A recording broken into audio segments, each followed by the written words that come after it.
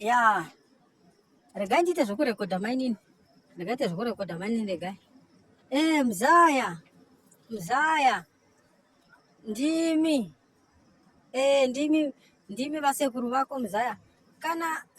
Kana wouya iyezvi muna Dhisemba Mzaya. Ndokumbira undivigire zviya zvibhuku zviya zvokubata makozho yoko Joni zviya. Atawa kuno namakondo Mzaya tawa namakondo apedza utsviyana. Kwai kuvangu kwai zvoita kunamura. Kwai zvikangoti zete. Hazvichadoindi.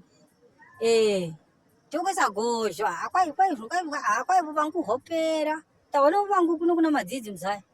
Ube utivigire chiro zvitatu kana kutenga bhokisi rose.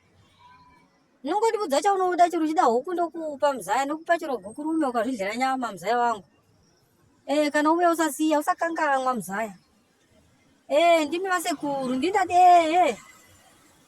usakangamwa Mzaya ndokumbira shuwa aita wano vangu.